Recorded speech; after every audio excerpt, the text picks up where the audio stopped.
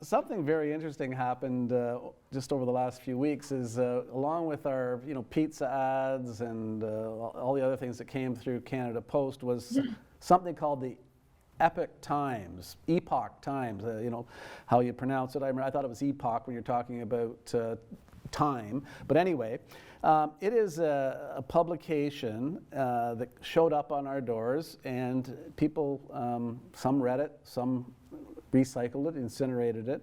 It's put out by a group called Falun Gong. It's known as a cult organization that has seen a lot of crackdown in China, but that doesn't mean it's something that's a negative thing. China cracks down on lots of things because of the nature of their society.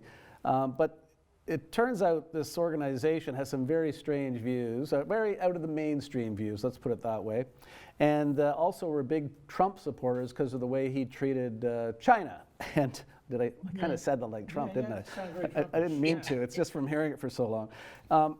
But it was interesting to see this because I thought, well, I have to read this. What is this group? And I remember there's some ads on TV, and it's hard to find out a lot about the publications and the media.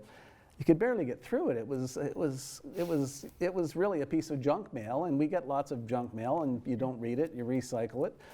Jim, you wrote an editorial on this, and people were up in arms. They didn't want it delivered to their door. But what's the right response to getting this? Now all of a sudden there's all this awareness, and I suppose that's for anybody that might start reading that and think, hey, I'm going to go down this path. It might give a little perspective from the populace. But yeah, I mean, I don't think there's any serious move to try and somehow censor it, to stop Canada Post from delivering it. There are people who would like to see that.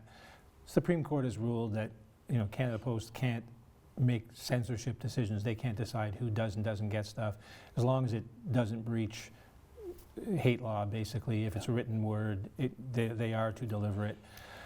And I think that's the way it should be. You could get a very large number of Canadians who would say, you could get a large number of people in Peterborough who would say, man, I don't want to get Dave Smith's monthly flyer because it's just a bunch of conservative propaganda. And you could probably get the same number who would say that about Miriam Monsef's monthly flyer.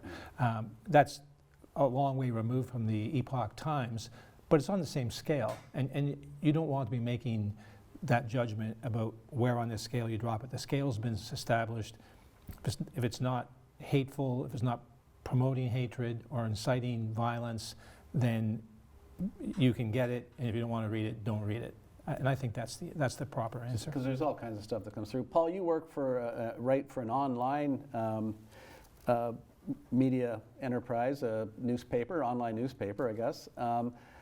It's kind of funny to see a printed newspaper come here, with all due respect to our other colleagues here, when the world is going online. So what are your thoughts on something like this causing such a stir? And an article in our local newspaper came about because it was complained about.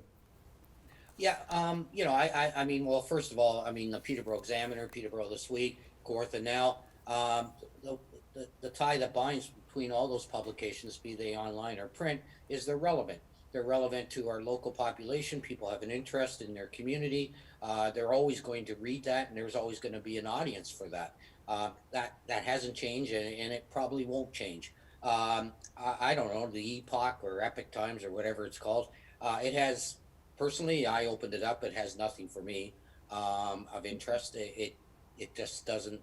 It's not relevant to what I'm interested in on a personal level, and it didn't help that they didn't have a sports section. I was a little disappointed in that. So, or comics for that matter. But yeah, I mean, there's a certain segment of the population that are going to find the views and they're interesting, and I just don't hang with that group, I guess. So I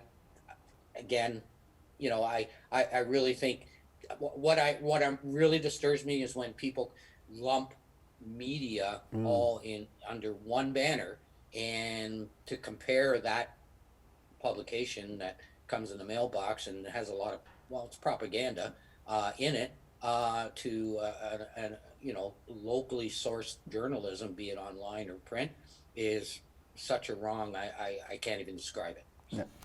Joelle, did you cover that article for the Examiner? Yeah, that was a story that I'd written. And Sorry? I was going to say, what was your, talking to people that expressed their thoughts about it, what was your takeaway from that?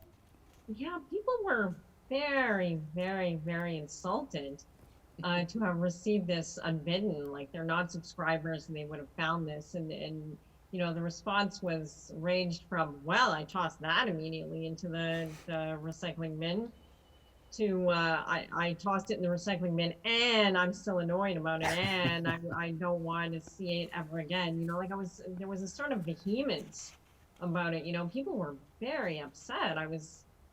Yeah, you don't see that every day, that's for sure. Yeah, especially if it comes in the guise of a newspaper publication, I guess because of what it looked like too, and it didn't say advertisement or whatever it might be. It was definitely a Another thing that political. was interesting about it is, it seems like it's a strange decision to do it. I know, you guys know how much newsprint costs, Right. how much delivering a printed paper Yeah. to every door in Peterborough costs. It's just an incredibly they basically, it sounds like, deliver this thing across Canada. They don't target it. It's just this mass dump of this crappy text and someone pays for it. And that's one of the things. Falun Gong is, the whole "are they a cult or not" gets debated a lot because I think they have 70 million, they say, adherents in China. It's a big, but no one has ever been able to figure out exactly where the money comes from. And a lot of money went into, when you think that, and that's only Canada, they're probably doing that in a great chunk of the United States as well. Exactly. It's a very strange situation that way. Yeah, it'd be interesting to learn more about it. And turnabout is fair play. Maybe the Peterborough Examiner should open up its subscriptions to China and drop editions in every I mailbox in think China. Falun Gong You know, just generally, see what though, happens. they don't have to. I mean, it's a private organization, but Yeah. there's an awful lot Joe- written about where is this money coming from. Because Yeah, they don't go out and coerce their members for money. Yeah. So somebody with really deep pockets is funding it. Yeah, I've always wondered, because I'll see their ads pop up on YouTube, and you think, you're always looking for different sources, but you can't track down, and even on that publication that came around, there were people's names, but not who the parent corporation was.